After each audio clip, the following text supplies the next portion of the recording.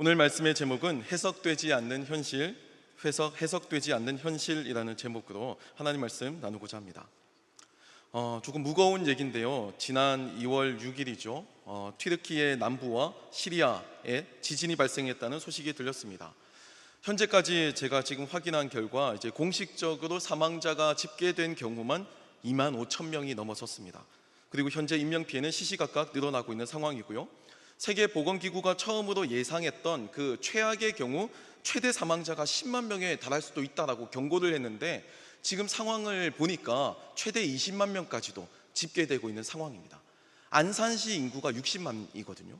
그러니까 20만 명에 달하는 사람들이 사망자라는 거예요. 사상자까지 포함하면 100만 단위로 늘어납니다. 하나의 도시 자체가 완전히 폐허가 되는 그런 상황이라는 겁니다.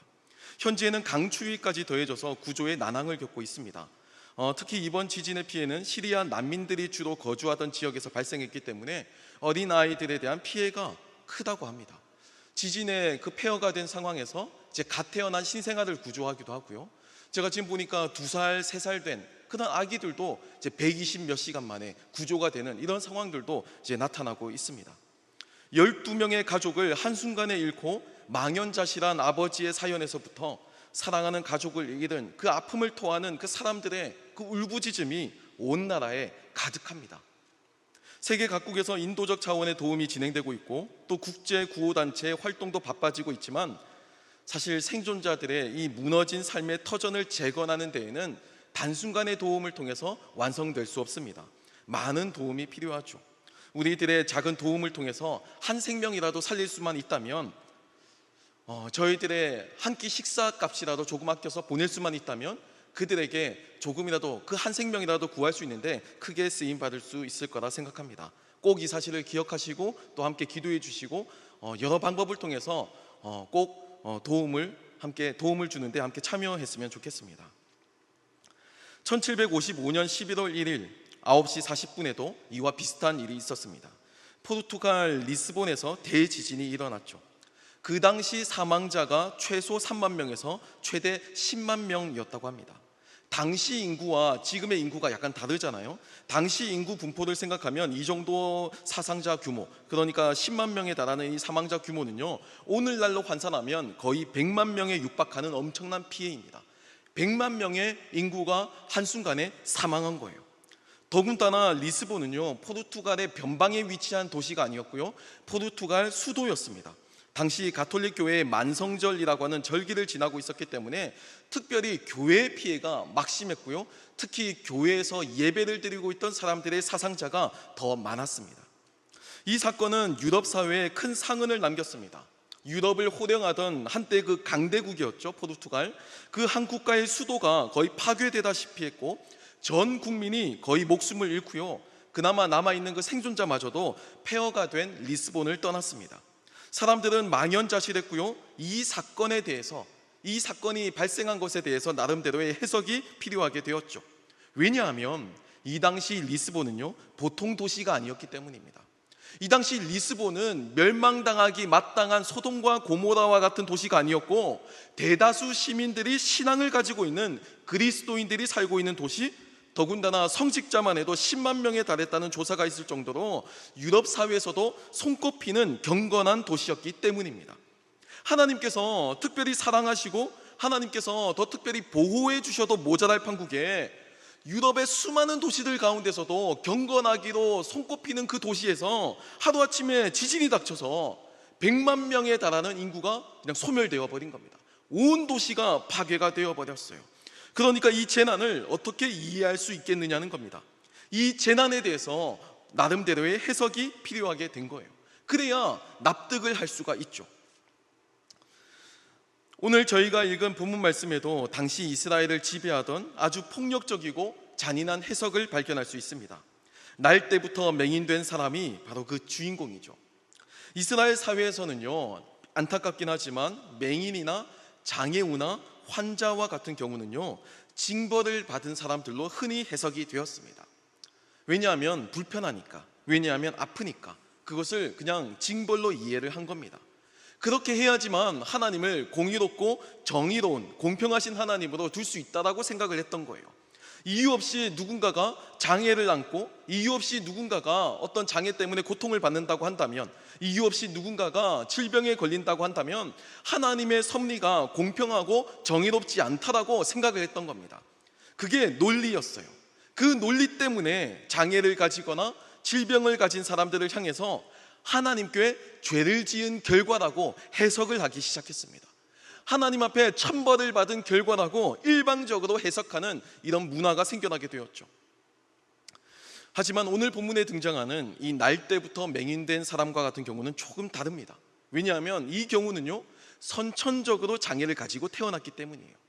만약에 죄 때문에 천벌을 받은 결과라고 만약 그렇게 해석을 하고 믿었다고 한다면 태어날 때부터 앞을 보지 못한 상태에서 태어난 거잖아요. 엄마 뱃속에서 얼마나 큰 죄를 지었길래 앞을 보지 못하는 상태로 태어났느냐는 겁니다. 죄를 지을 수 있는 그 물리적인 시간이 없었다는 거예요. 그러니까 제자들이 이 사람에 대해서 해석을 궁금해하는 겁니다. 예수님께 나아가서 이 사람을 가리켜 놓고 이렇게 물어보는 겁니다.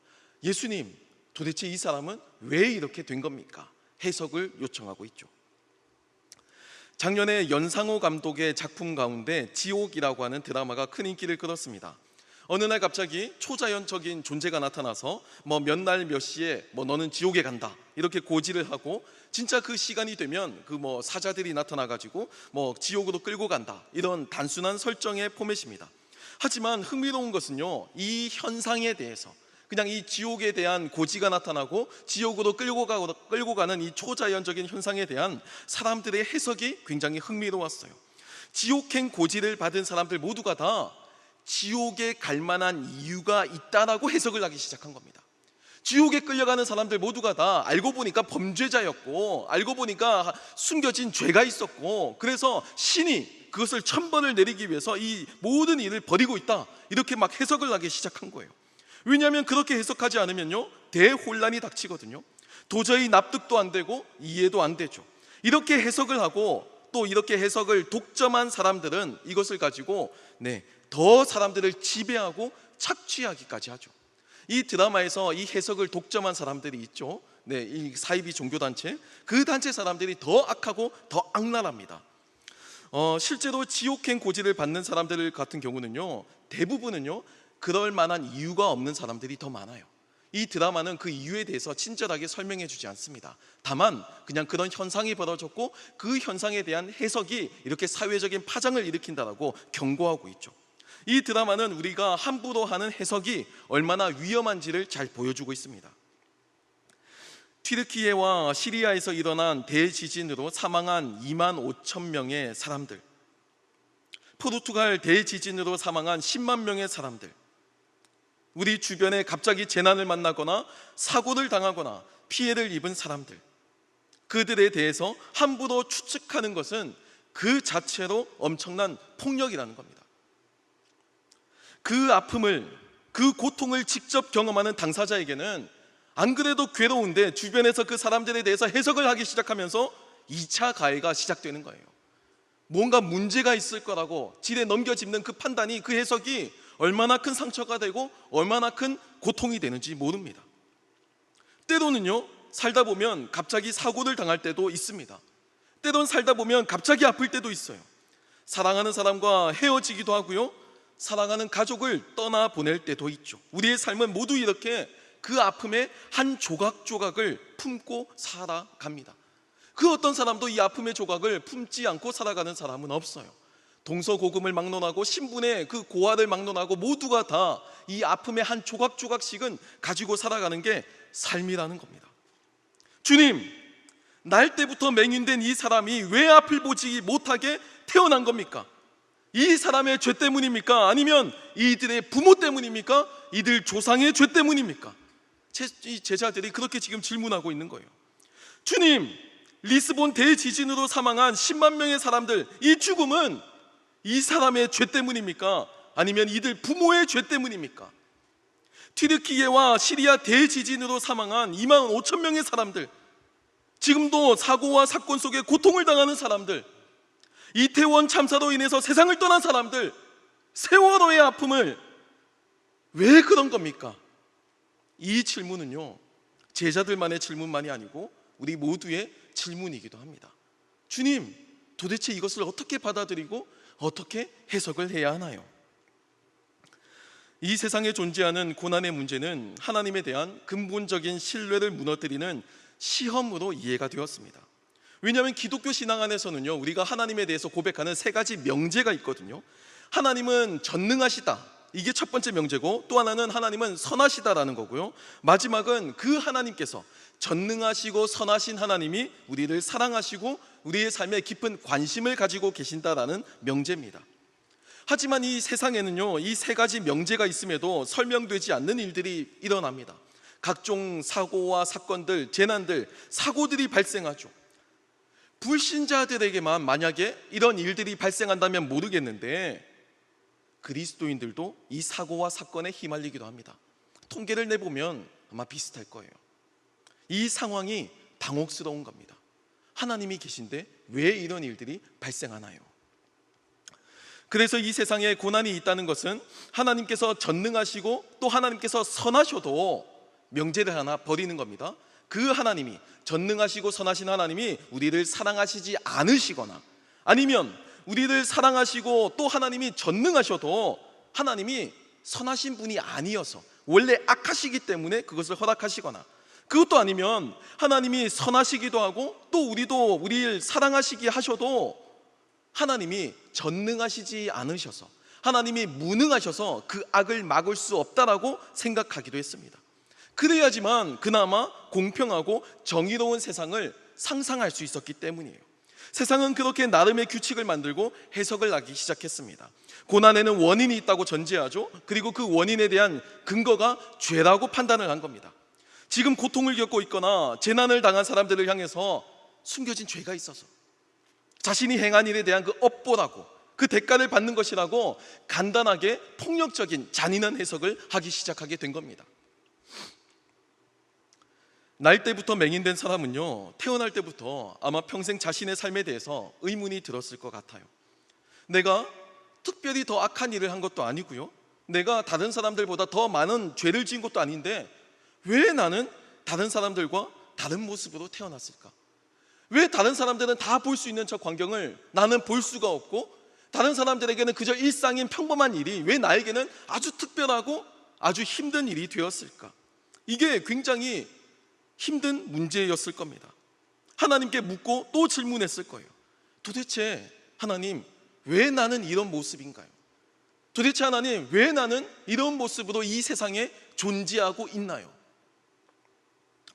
아우구스티누스라고 하는 교부는요, 이 세상에 존재하는 악과 고난이 하나님과 무관하게 인간의 자유의지를 잘못 사용해서 생긴 부작용이라고 생각했습니다.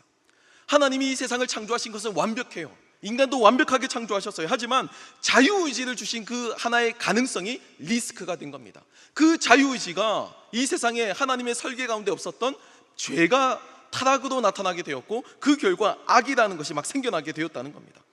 고대 교부였던 이레네우스는요, 악과 고난을요 조금 더 공동체적으로 해석하는데 더 높은 단계의 성장을 위한 훈련이자 연단으로 생각을 했습니다.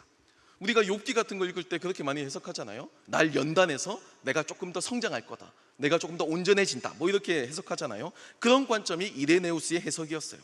당장은 고난이고 당장은 악과 같이 보여도 나중에는 합력하여서 선을 이루는 도구가 된다, 이게 이레네우스의 판단이었습니다. 여러분은 어떻게 생각하세요? 아우구스티누스, 이레네우스, 이런 교부들의 생각이 어느 정도 동의가 되시나요? 하지만 저는요, 이 두 견해 모두 동의하지 않습니다.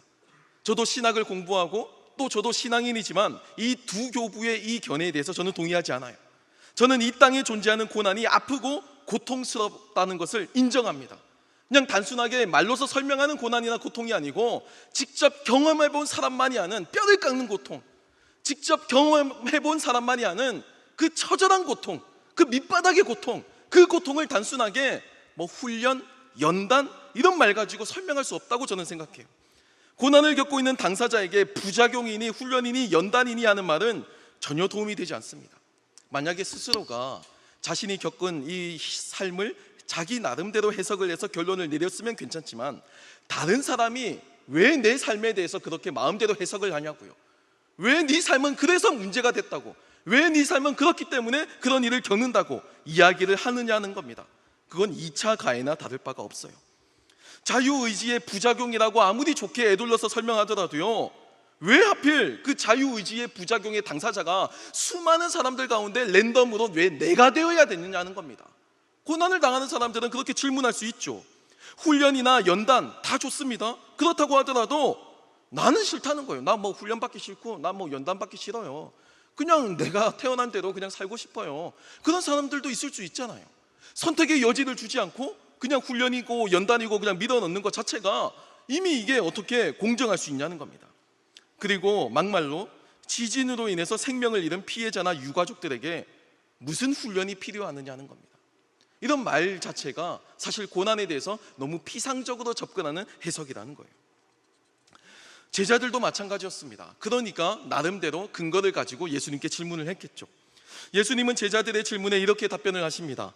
이 사람이나 그 부모의 죄로 인한 것이 아니고 그에게서 하나님이 하시는 일을 나타내고자 하심이라.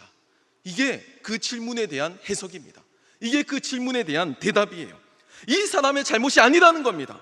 이 사람의 부모의 잘못도 아니라는 거예요. 그냥 이유 없는 고난도 있다라는 겁니다. 살다 보면 그런 일을 겪을 수도 있어. 그 가능성이 있어. 하지만 그를 통해서 하나님이 하시고자 하는 일을 나타내고자 함이야 라고 예수님께서 분명하게 말씀해 주셨다는 거예요. 이 사람의 책임이 아니라는 겁니다. 지금 당장은 모르지만, 그 이유를 정확히 모르지만 중요한 것은요, 성경은 분명히 이 사람의 책임도 잘못도 아니고 그에게서 하나님이 하시는 일을 나타내고자 하심이라고 알려주신다는 거예요. 세월호의 사건이 거기에 탑승한 학생들의 잘못이 아니라는 겁니다. 이태원의 참사가 거기에 갔던 청년들의 잘못이 아니라는 겁니다. 그냥 그런 일들이 발생했을 때 그 일들을 가지고 함부로 해석해서는 안 된다라는 거예요. 사랑하는 청년 여러분, 우리의 삶은요 굉장히 다채롭습니다. 굉장히 깊어요. 모든 삶을 다 해석할 수는 없습니다. 만약에 주변에 여러분들의 모든 삶을 다 해석해 준다는 사람이 있다면요, 그거 거짓말입니다. 그 해석해 주는 사람도 자기 인생만큼은 아마 건드릴 수 없을 거예요. 해석이 안 되는 게 정상이고요, 또 해석이 안 되는 것이 맞는 겁니다. 튀르키예와 시리아의 지진을 보면서 우리는요 해석을 해야 되는 것이 아니고요, 함께 아파하고 기도해야 하는 겁니다. 이 자세와 태도가 다른 거예요. 기도하면서 하나님께 서운하다고, 하나님 마음 아프다고, 하나님 이해가 되지 않는다고 항변해야 합니다. 그게 맞는 거예요. 그게 옳은 기도고 그게 맞는 기도예요. 적어도 오늘 본문을 보면요, 제자들은 그 이유를 예수님께 물어보았잖아요. 예수님께 물어보니까 예수님의 답변이 나오게 되었잖아요. 우리의 기도도 거기까지입니다. 우리도 하나님께 질문해야 합니다. 하나님, 왜 이렇게 수많은 사람들이 고통을 겪습니까? 하나님, 왜 이렇게 수많은 사람들이 생명을 잃어야만 합니까? 지레 포기하고 묻지도 않고 아무 의욕도 없이 그냥 수동적으로 받아들이는 게 신앙이 아니라는 겁니다. 그저 지진이 나든 고난이 나든 아무 관심 없이 살아가는 그런 삶이 올바른 신앙이 아니라는 거예요. 중요한 것은요, 이 본문 뒤를 가게 되면 날 때부터 맹인된 사람은 결국에는 앞을 보게 됩니다. 지금은 아직 일어나지 않았어요. 앞을 보지 못하는 상태죠. 마찬가지지만 나중에는 끝내 이 맹인도 앞을 볼 수 있게 됩니다. 우리의 삶이 작고 초라해도 하나님은 이 작은 나를 통해서 하나님이 하시는 일을 나타내고자 하십니다. 우리의 신앙은요 이 기대를 잃지 않아야만 해요. 앞서 드라마 지옥을 설명하면서 함부로 해석하는 사람들이 더 나쁘다고 제가 말씀을 드렸습니다. 우리는요 해석을 하는 입장이 아니에요. 우리는요 모두 해석이 필요한 사람들입니다. 그리고 해석이 궁금한 사람들이에요. 우리도 예수님의 제자들과 같이, 우리도 때로는 날 때부터 메인이었던 사람들과 같이 하나님 왜 이런가요? 라는 질문을 하는 사람들입니다. 그게 인간이라는 유한한 존재의 위치예요. 우리는 이유 없는 아픔과 고난도 경험하지만 동시에 이유 없는 하나님의 은혜와 사랑도 경험합니다. 이 세상에 존재하는 모든 죄와 고통을 해결하시기 위해서 하나님께서 직접 독생자를 보내셔서 그 대가를 대신 치르게 하셨기 때문입니다. 이유 없는 고난에 절망할 수밖에 없는 인생이지만 다시금 이유 없는 하나님의 사랑과 이유 없는 하나님의 은혜에 다시금 소망을 갖는 저와 여러분이 되길 소망합니다. 이 시간 함께 찬양하고 기도하는 시간을 가지겠습니다. 이 시간 나를 부르신 주 함께 고백하실 때 하나님께서 우리를 이 삶의 자리에서 불러주셔서 그리고 그 부르신 그 하나님의 그 뜻대로 살게 하신 그 하나님의 의도와 그 하나님의 뜻을 생각하면서 우리 진실한 마음으로 함께